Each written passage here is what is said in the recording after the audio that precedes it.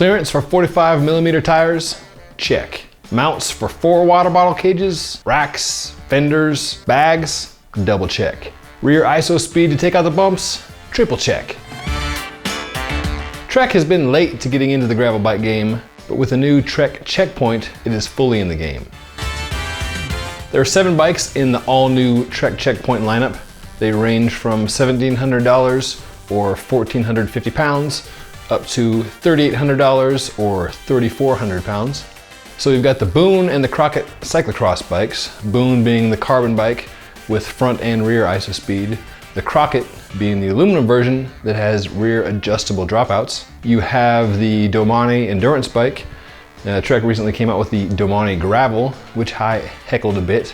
It's a fantastic bike, I love riding it, but the problem with the Domane Gravel is that you could only just barely squeeze a 35mm tire into it.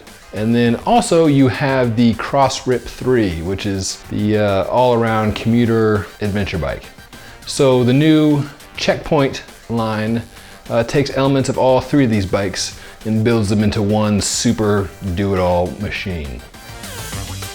So in terms of geometry, the Trek Checkpoint is quite similar to the Boone cyclocross bike. The only differences being that the bottom bracket is just a scooch lower for a little bit more stability, and because you're not necessarily pedaling through off-camber stretches the way you would on a cyclocross bike, and the Checkpoint is slightly taller in the front end. It's not a skyscraper by any means, but it is just a little bit taller than the Boone.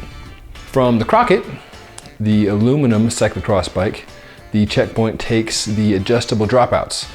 Now that can change the chainstay length effectively from 425 to 440mm.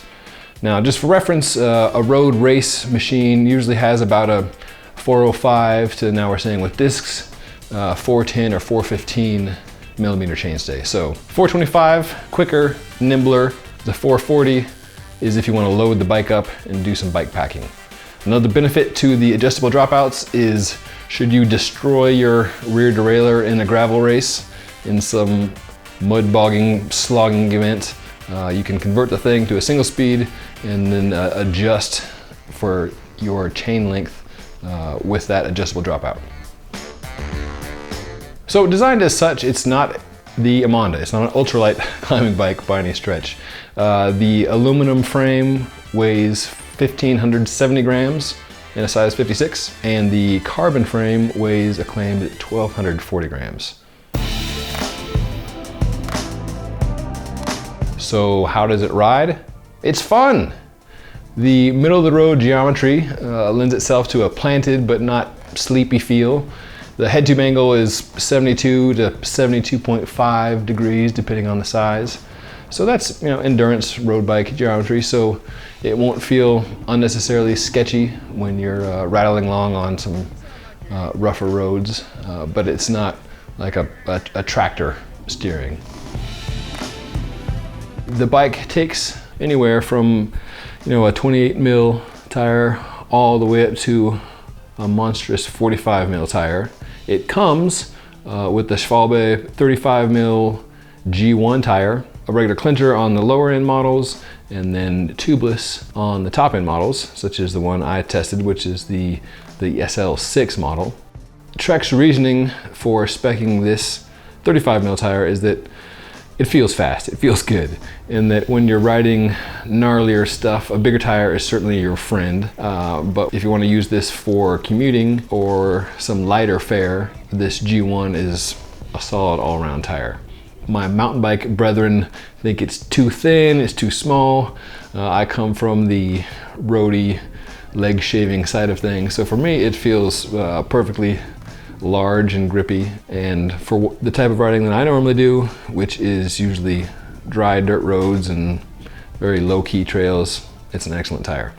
But point of the bike compared to the Domane Gravel that can only take a 35 is that with this you slap on whatever you like. But what is missing, I believe, is the front ISO speed.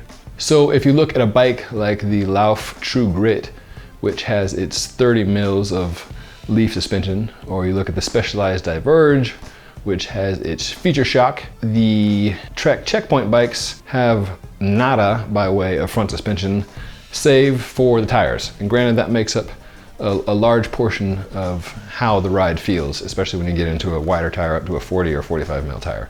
But Trek has front ISO speed, why isn't it here? I'm guessing it's coming with the SL7 model perhaps, but at first blush, that seems to be what's missing from the lineup. That said, Trek has solidly entered the gravel game here with a good range of bikes from entry level to the Ultegra Spec SL6. If you're looking for a gravel bike that goes the distance, it's worth checking out the new Trek Checkpoint.